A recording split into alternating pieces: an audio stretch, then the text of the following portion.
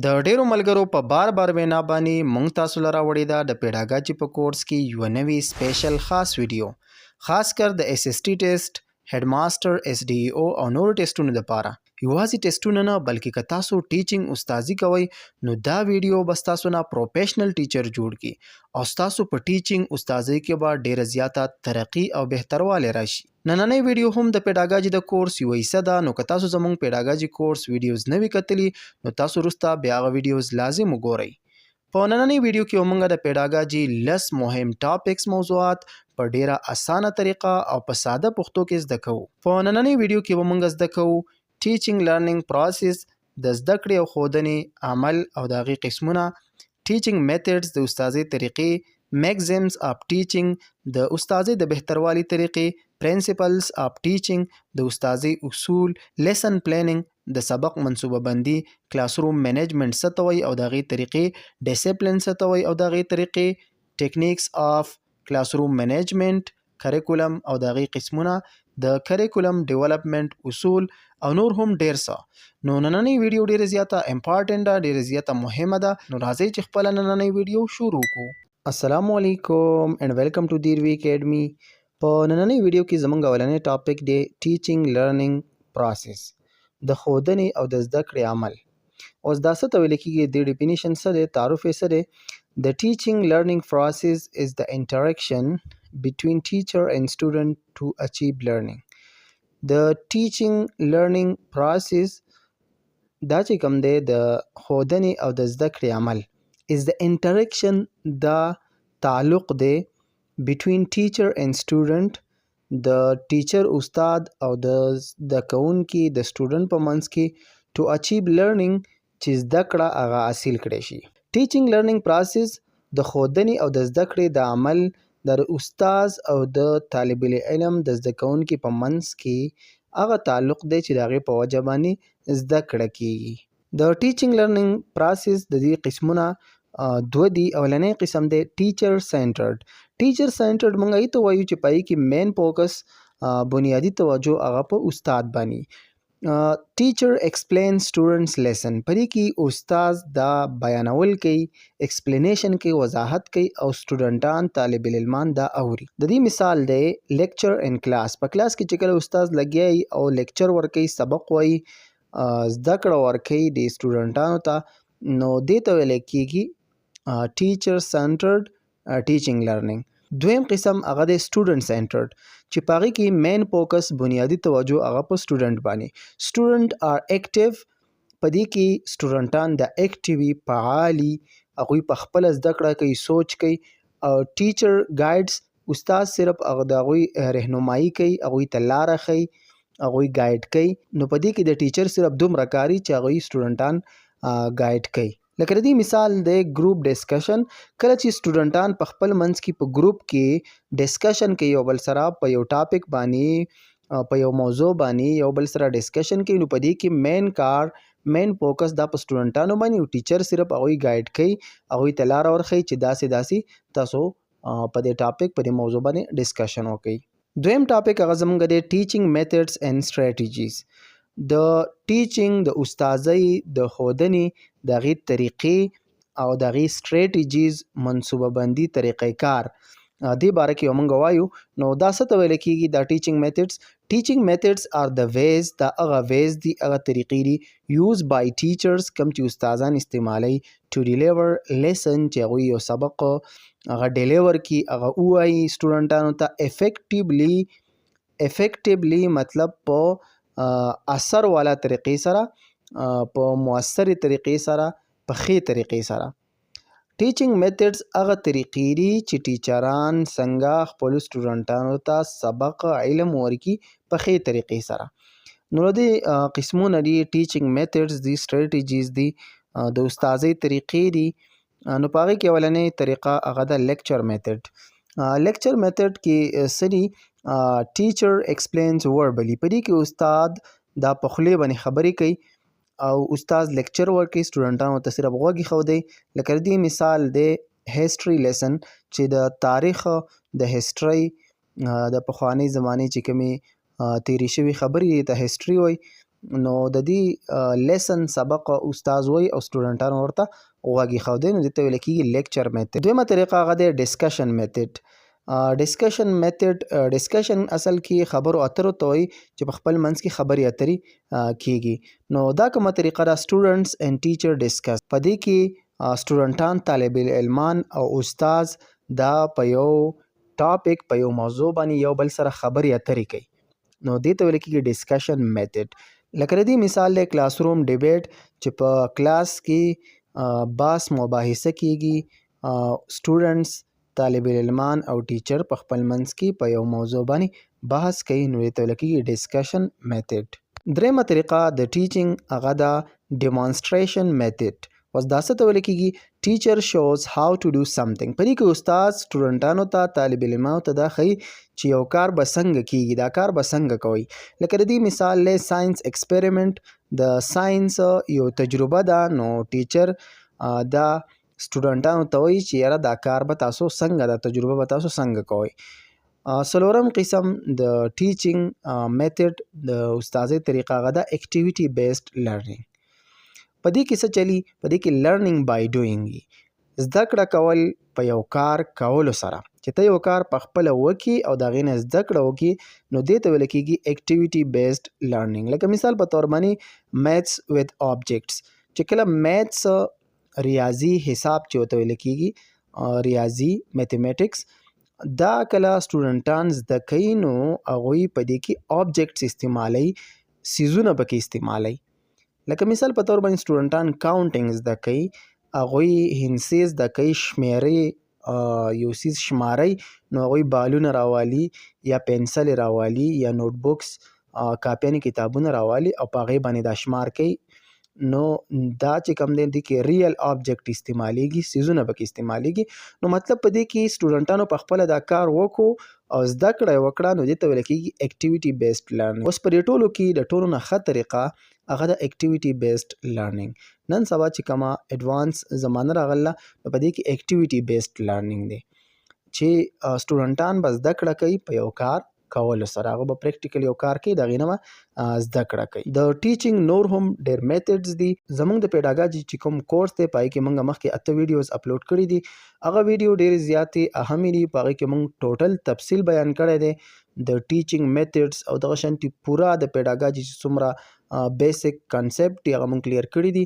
نو که تاسو مزید ډیټیل سره په دې باندې غواړئ چې ځان پوه کړئ، نو زموږ هغه ویډیوز تاسو وګورئ. زموږ په چینل باندې د دې لپاره جدا پلی لیست دی، کورس دی، او کورس تاسو جاین کړئ. دریم ټاپک زموږ په دې ویډیو کې هغه دی میګزمز آف ټیچینګ.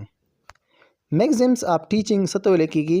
د ټیچینګ، د ښه ټیچینګ، د ښه ښودنې، د ښه استازۍ د هغې اصول څه دي.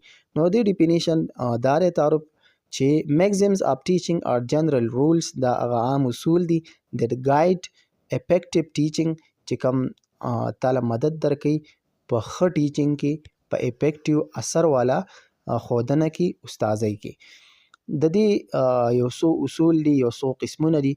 اولنی دا دی چې ته کله غواړې چې ستا استازي دي، ستا ټیچینګ دي ښه شي، نو په دې کې اولنی خبره، اولنی رول به ته دا اپلای کړي چې نون ټو ان نون. یو څیز نون دی، معلوم دی، نو د هغې نه به ځې ان نون ته، هغه څیز چې هغه نه دی معلوم. دغه څیز نه به شروع کړې چې هغه معلوم دی، او هغه طرف ته به ځې چې هغه څیز یو کنسپټ دی، یو څیز دی، یو ټاپک دی، هغه نه دی معلوم. سټارټ وذ فیملییر آیډیاز. د هغه آیډیاز نه شروع کې، د هغه تصوراتو، د هغه سوچونو نه، د هغه موضوعاتو نه چې هغه اشنایي او زیبه ناشنا طرف ته. لکه دې مثال دا دی چې الفابیټس بیفور ورډز، د ورډز نه، د لفظونو نه مخکې ته حروف زده کړي، الفابیټ زده کړي. لکه مثال په طور باندې یو ورډ دی، یو لفظ دی کیټ، پیشو. اوس د دې نه مخکې چې ته دا کیټ ایکسپلین کړي، دې نه مخکې ته اے بی سی چې کوم الفابیټس دي انګلیش، هغه ته ایکسپلین کړي چې دا اے دی، بی دی، سی دی، چې سټوډنټان دا وپېژني. نو چې دا وپېژانده، نو ته بیا د نون نه ان نون طرف ته ځې، او بیا به ورډز ایکسپلین کې، لفظ به ایکسپلین کې. دویمه خبره د افیکټیو ټیچینګ لپاره هغه ده سیمپل ټو کمپلیکس. د ساده نه وځي پیچیده طرف ته. یو څیز دی ساده دی، اسان دی، د هغې نه وځي پیچیده او مشکل سیز طرف ته. ایزی کانسپټ فرست، هغه ایزی چې کوم آسان تصورات دي، آسان موضوعات دي، هغه به د ټولو نه مخکې ته ایکسپلین کوي او بیا به ګران طرف ته ځي. لکه مثال د دې د ایډیشن بیفور الجبرا. الجبرا د میتھمیټکس د ریاضی د حساب د هغې یو مشکل ګڼل کېږي، نور خو مشکل دی نه خو مشکل ګڼل کېږي. نو له دې نه مخکې چې کوم آسان ایډیشن دی، جمع ده، دا به ته ایکسپلین کړي او بیا به ګران طرف ته لاړ شي، الجبرا طرف ته به لاړ شي. دریم اصول هغه دی کنکریټ ټو ایبسټریکټ. کنکریټ هغه څیزونو ته ویل کېږي چې هغه موږ ته ښکاري، موږ ټچ کولی شو، موږ لیدی شو، او ایبسټریکټ هغه څیزونه دي چې هغه موږ ټچ کولی نه شو، د هغې جسم نه وي، د هغې فزیکل باډي نه وي، هغه موږ لیدی نه شو، نو دې ته ویل کېږي ایبسټریکټ. نو ته به د کنکریټ نه هغه څیزونه چې موږ ته ښکاري، مخامخ دي، ټچ کولی شو، د هغې نه به ځي هغه څیزونو طرف ته چې هغه موږ نه شو لیدی. لکه مثال په طور باندې ریل آبجیکټس بیفور آیډیاز. په دې کې به ریل چې کوم څیزونه دي هغه به ایکسپلین کې، هغه به وې د آیډیاز نه مخکې، د سوچونو نه مخکې. لکه یو سوچ دی، فکر دی، نو خو موږ ته ښکاري نه، نو ته به اول د ریل آبجیکټس نه شروع کې او ته به آیډیاز سوچونو طرف ته ځې. لکه مثال د دې دا دی بال بیفور سپیر کانسپټ. بال چې کوم دی د سپیر یو مثال دی. سپیر ګول سیزي، 3D شیپي او د هغې اوږدوالی، پلنوالی، جوړوالی. نو ته به اول بال ایکسپلین کې، ماشومانو ته به بال وروښیې چې دا بال دی، تاسو دا وینئ. نو چې بال ماشومان ویني نو هغه څیز هغوی ولیده، نو وروسته به هغوی ته یو تصور د سپیر هغه به ته ورته ایکسپلین کړي، د هغې فارمولې. نو ماشومان به ښه پوهیږي، سټوډنټان چې کوم ستا آډینس دی، ستا سټوډنټس دي، طالب علمان دي، نو هغه به په دې څیز باندې ښه پوهیږي، ځکه چې هغه څیز هغوی په خپلو سترګو باندې ویني. څلورم ټاپک په دې ویډیو کې هغه دی پرنسپلز اف ټیچینګ. د ټیچینګ اصول، د دې ډیفینیشن دا دی چې پرنسپلز اف ټیچینګ are basic ideas. د ټیچینګ د استازۍ اصول هغه بنیادي ideas دي، هغه بنیادي تصورات دي، سوچونه دي that make teaching effective. کم چې استازي افیکټیو جوړی او اثر والی جوړی، او بیسټ ټیچینګ د هغې نه جوړیږي، ښه استازي ته جوړیږي، ښه ټیچینګ ته جوړیږي. نو هغه اصول دلته موږ تاسو له راوړلي یو څو. اولنی دی پرنسپل اف موټیویشن. د موټیویشن اصول، ته استازي کې، ټیچینګ کې، ښودنه کې چاته، نو اولنی خبره دا ده چې ته په دې اصول باندې عمل وکړي. د موټیویشن، موټیویشن اصل کې هغه څیز ته وایي چې هغه تا کې جذبه راولي، تا کې حرکت راولي. نو انکریج سټوډنټس ټو لرن. سټوډنټان به ته انکریج کې، هغوی له به حوصله ورکې د دې خبرې چې هغوی زده کړه وکړي. لکه د دې مثال دا دی پری سټوډنټس، د سټوډنټانو ستاینه کول، هغوی یو ښه کار وکړي، یو ښه کارکردګي وکړي، نو ته د هغوی ستاینه وکړي، نو هغوی کې به حرکت راشي، هغوی کې به جذبه راشي، نو هغوی به بیا هم د داسې کار کوشش کوي. دویم اصول د ښې استازۍ هغه دی پرنسپل اف اکټیویټي. د اکټیویټي هغه کار ته وایي چې هغه پریکټیکل په خپلو لاسو باندې په خپله یو څیز کیږي. نو او بل اکټیویټي دې ته وایي چې یو کس اکټیو وي، فعال وي، او هغه په کلاس کې ویښ وي او هر څیز ته توجه وي، اکټیو وي، او هغه چې کوم سبق ویل کېږي هغې ته مکمل په هغې کې حصه اخلي. نو د دې مطلب دی لرنرز شوډ بی اکټیو.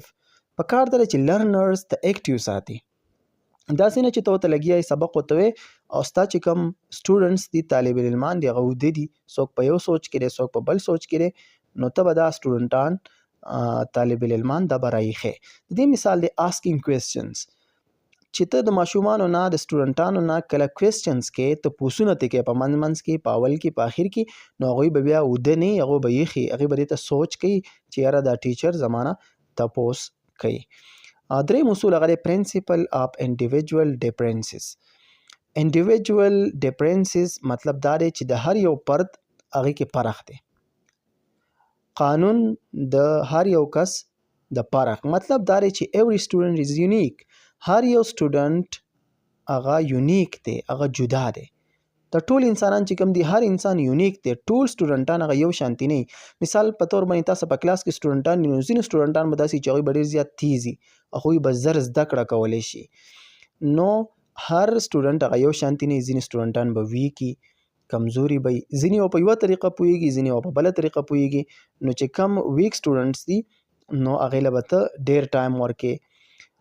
د هر یو سټوډنټ د هغې صلاحیت، د هغې انټرسټ چې هغه په کوم څیزونو کې انټرسټ اخلي، په هغې کې هغه دلچسپي اخلي، او دغه شانې لرنینګ سپیډ هم یو شانتي نه د ټولو سټوډنټانو، او انټیلیجنس ذهانت چې کوم دی ذهن هم د ټولو یو شانتي نه. نو د دې مثال داسې دی چې ایکسټرا هیلپ پر ویک سټوډنټس، چې کوم ویک سټوډنټس دي هغوی له به ته ایکسټرا ټایم ورکې، زیات هیلپ به ورسره کې، مدد به ورسره کې. نو دا درې اصول مونږه وویل د ښه استازۍ د ټیم. پنځم ټاپک زموږ په دې ویډیو کې هغه دی لیسن پلانینګ. لیسن وایي سبق ته، چې کوم سبق ته وې سټوډنټانو ته، او پلانینګ وایي منصوبه بندۍ ته، چې ته د مخکې نه هغې ته تیاری کې منصوبه جوړې چې یاره زه به دا سبق ویمه نو دا به په څه طریقه باندې ویمه. نو دې ته وایي لیسن پلانینګ. لیسن پلانینګ از پریپیرینګ ا لیسن بیفور ټیچینګ. لیسن پلانینګ دې ته وایي چې یو لیسن، یو سبق هغه ته تیار کړي مخکې د ټیچ کولو نه، د هغې د ښودلو نه.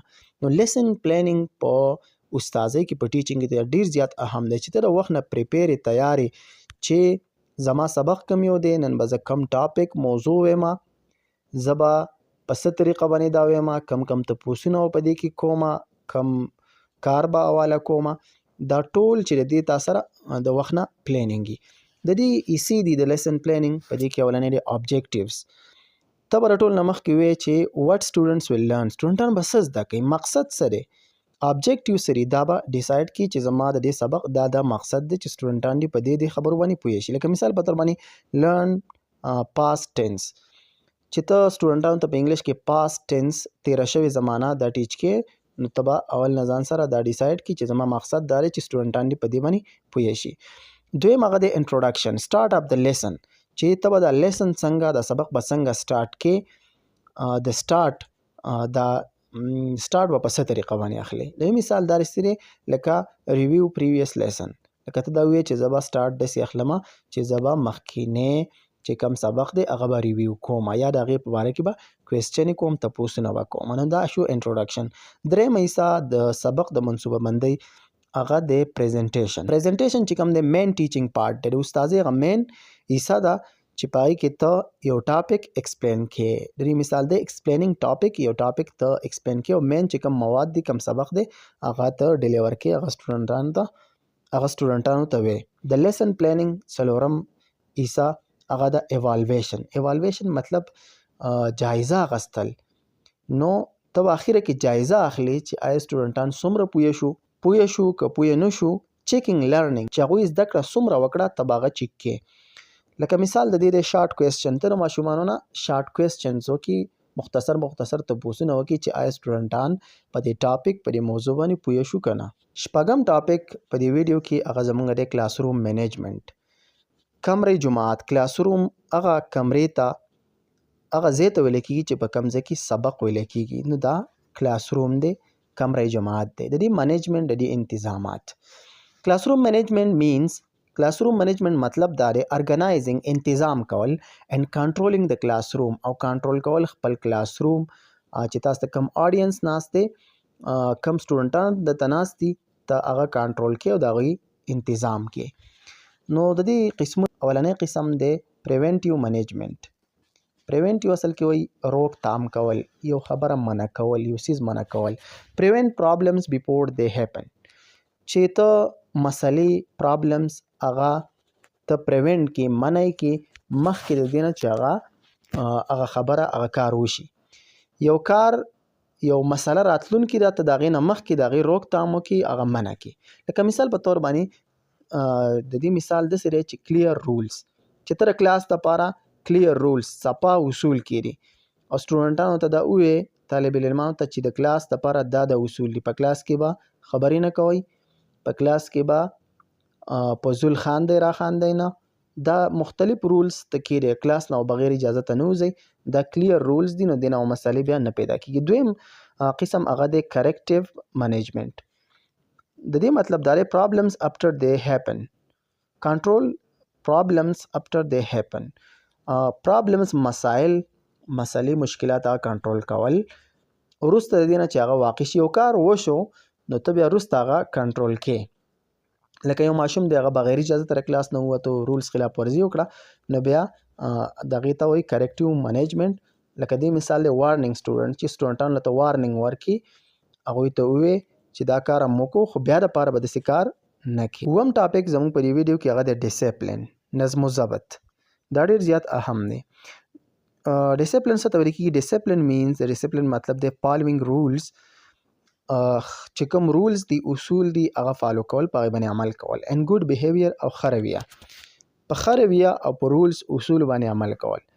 نو دوه قسمه ډیسپلین دی. اولنی ته ویل کېږي پازیټیو ډیسپلین. پازیټیو ډیسپلین دې ته وایي چې ډیسپلین تھرو انکریجمنټ، چې ته په سټوډنټانو کې ډیسپلین راولي د انکریجمنټ په ذریعې سره، چې ته سټوډنټان انکریج کړي، هغوی له حوصله ورکړي او هغوی کې ډیسپلین راشي. لکه مثال د دې دا دی چې ریوارډینګ ګوډ بیهیویر، یو سټوډنټ دی ښه رویه یې وکړه، په رولز باندې عمل وکړو، ته د هغې له ریوارډ ورکړي، هغې له انعام ورکړي.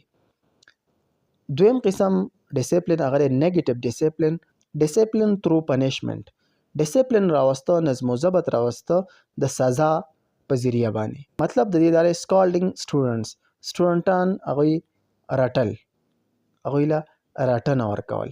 نو د دې په ذریعه باندې ته ډیسپلین راولي، نظم و ضبط راولي، نو دې ته ویل کېږي نیګیټیو ډیسپلین. اتم ټاپک زموږ په دې ویډیو کې هغه دی ټیکنیکس اف افیکټیو کلاس روم منیجمنټ. د ښه کلاس روم انتظام دپاره کمې طریقې دي، کم ټیکنیکس دي. ټیکنیکس آر میتھډز یوز ټو منیج کلاس افیکټیولی. ټیکنیکس هغه طریقې دي چې د هغې په ذریعه باندې موږ یو کلاس په صحیح طریقې سره د هغې انتظام، د هغې منیجمنټ هغه کولی شو. نو په هغې کې کامن چې کوم ټیکنیکس دي عام، نو په هغې کې اولنی کلیر رولز، چې ته به رولز کېږدي د کلاس روم دپاره، اصول به کېږدي چې دا د اصول دي، په دې باندې به تاسو عمل کوئ. دویمه خبره، کله چې ته کلاس ورکې، مطلب ته ټیچینګ کې، نو ته به آی کانټیکټ ساتي، مطلب صرف ښکته به نه ګورې، سټوډنټانو ته به ګورې، هغوی سره به سترګو سره سترګې میلاوې، مطلب کله یو طرف ته به ګورې، کله بل طرف ته به ګورې، ستا آی کانټیکټ به برابر وي. دریم نمبر موټیویشن به ته ورکې، مطلب سټوډنټانو هغې کې به سټوډنټانو کې به جذبه پیدا کړې د لرنینګ، د زده کړې. لکه د دې مثال دی چې پریز کوایټ ټیچر پریز کوایټ سټوډنټس. استاد چې کوم دی هغه چې کوم ماشومان غلي دي، شیطاني نه کوي، شور نه کوي، نو د هغوی تعریف وکړي، هغوی ستاینه وکړي. نهم ټاپک زموږ په دې ویډیو کې هغه دی کریکولم. کریکولم وایي نصاب تعلیم ته. د دې ډیفینیشن تعارف دا دی چې کریکولم از د کمپلیټ پلان. کریکولم نصاب دا یو مکمل منصوبه بندي ده of what student learn in school، چې سټوډنټان په سکول کې څه زده کوي. کریکولم صرف کتاب ته نه ویل کېږي، ټیکسټ بک ته نه ویل کېږي، بلکې هغه ټول څیزونه کوم چې سټوډنټان په سکول کې زده کوي او په کومو څیزونو په ذریعه زده کوي. د دې قسمونه دي. اولنی فارمل کریکولم، دا ویل کېږي څه ته آفیشل سبجیکټس، چې کوم آفیشلی سبجیکټس یي، مضامین یي، مضمونونه یي، نو هغې ته ویل کېږي فارمل کریکولم. لکه ټیکسټ بک چې کوم کتابونه دي ماشومانو سره، پای کې سبق وایي، دا کوم بکس چې دي دې ته ویل کېږي فارمل کریکولم. بل دی هیډن کریکولم. پټ کریکولم، پټ نصاب. مارل اینډ سوشل لرنینګ، چې سټوډنټان کوم اخلاق زده کوي، کوم د معاشرې زده کړه کوي، د ناستې پاستې زده کړه کوي، اخلاق زده کوي، نو دې ته ویل کېږي هیډن کریکولم، پټ کریکولم. د سکول د ماحول نه چې کومه زده کړه کوي. دریم هغه د کو کریکولر اکټیویټیز. هغه اکټیویټیز چې هغه د سټوډنټس د سټډیز سره، د سبق سره سره هغوی دا اکټیویټیز کارونه کوي پریکټیکل. لکه مثال په تور په دې کې سپورټس راځي، کرکټ، والیبال، هاکي وغیره چې څومره سپورټس دي، گیمونه دي، لوبې دي، هغه کول. او دغه شانتې ډیبیټس، مقابلې، تقریرونه او دغه شانتې نور چې کوم نعتونه دي، د دې مقابلې دي، دا کول، دا ټول په دې کې راځي. د کریکولم تفصیل هم مونږه مخکینی ویډیوز کې بیان کړی دی. زه تاسو ته بار بار وایم چې هغه ویډیوز تاسو بیا لازم وګورئ، ځکه چې د هغې نه به تاسو ته مکمل چې څومره بیسک ټاپکس دي هغه ټول مونږه په ویډیوز کې، زمونږ کورس دی پیډاګاجي، په هغې کې مونږه کلیر کړي دي. د هغې نه ډېر زیاتو خلکو ته فایده میلاو شوې ده. مونږ ته ډېر زیات میسیجونه راځي ورځ په ورځه چې خلکو له ډېره زیاته فایده ورکوي. لسم او اخرنی ټاپک زموږ په دې ویډیو کې هغه دی پرنسپل آف کریکولم ډیولپمنټ. هغه اصول چې کریکولم د هغې په ذریعه باندې جوړیږي. These principle guide design of curriculum. دا هغه پرنسپلز دي، هغه اصول دي چې کله کریکولم ډیزاین کیږي جوړیږي نو په هغې کې مدد ورکوي. کریکولم کې به دا خبرې اولنی چایلډ سینټرډ. پکار دا ده چې کریکولم هغه چایلډ سینټرډ وي، مطلب مین فوکس پکې په سټوډنټ باندې بیسډ آن سټوډنټس نیډ. چې سټوډنټانو کوم خبرو ته ضرورت دی کریکولم کې هغه خبرې شاملې. لکه مثال په تور باندې سکیل بیسډ لرنینګ دی، پای کې هنر زده کیږي، که هغه د خبرو هنر دی، که هغه د اخلاقو هنر دی، دا ټول سټوډنټانو ته په دې کې زده کیږي. دویم چې کوم دی هغه دی بیلنس، چې کریکولم کې به بیلنس وي، مطلب توازن به په هغې کې. تیوري اینډ پریکټس، تیوري به پکې همي، سبق به پکې همي، خو یوازې سبق نه بلکې هغې سره پریکټس هم چې پریکټیکل هغوی یو کار کوي. لکه مثال په تور پریکټیکل لیبس چې په لیبارټري کې هغوی پریکټیکل ایکسپریمنټ کوي او یو کار په خپلو لاسو باندې کوي. دریم نمبر هغه دی فلیکسیبیلیټي. فلیکسیبیلیټي دې ته وایي چې چینج وذ ټایم. دا کریکولم به د وخت سره چینج کیږي ځکه چې ټایم بدلیږي. پخوا نه چې کوم څیزونه او کوم ضروريات هغه اوس نشته، نن سبا نور ضروريات دي، نور څیزونه دي، نوې ټکنالوژي ده، نو پکار ده چې کریکولم کې هم دا څیزونه شاملېږي وخت په وخت باندې. اپډیټډ سیلیبس، چې سیلیبس هغه اپډیټ دي، هغه وخت په وخت باندې چینج کیږي. لکه پخوا نه چې کومه زمانه وه نو هغه داسې خو نه وه، انټرنیټ نه و، موبایل نه و او دغه شانتي سوشل میډیا نه وه. نو نن سبا اپډیټډ دور دی، نو پکار ده چې په کریکولم کې دا خبرې هم شاملې. نو دا وه زمونږ نننۍ ویډیو. که تاسو زمونږ د پیډاګاجي کورس چې کوم نوټس دي زمونږ د دې ویډیو سره زمونږ ټوټل 9 ویډیوګانې شوي، که تاسو د دې نوټس حاصلول غواړئ نو مونږ ته د دې ویډیو لاندې کمنټ وکړئ او زمونږ فیسبوک پیج ته لاړ شئ، په هغې باندې مونږ ته میسج وکړئ او مونږ به تاسو واتساپ ګروپ کې هم شامل کړو. زمونږ واتساپ چینل هم موجود دی، تاسو ته به د پیډاګاجي نوټس هم میلاو شي. که تاسو تیاری کوئ د یو ټیسټ لکه SST تیاری کوئ نو پای کې انګلیش اهمۍ سره زمونږ په چینل باندې د انګلیش ویډیوز هم اپلوډ شوي دي. د ټینسز باره کې مختلف ویډیوز دي، تاسو زمونږ چینل ضرور سبسکرایب کړئ. که ویډیو هم خوښه شوي ویډیو د سره لایک کړئ. که تاسو ته څه مسله زمونږ نه کمنټ سیکشن کې تاسو کولی شئ، موږ به ستاسو د کمنټ جواب درکو. ډیره زیاته مننه.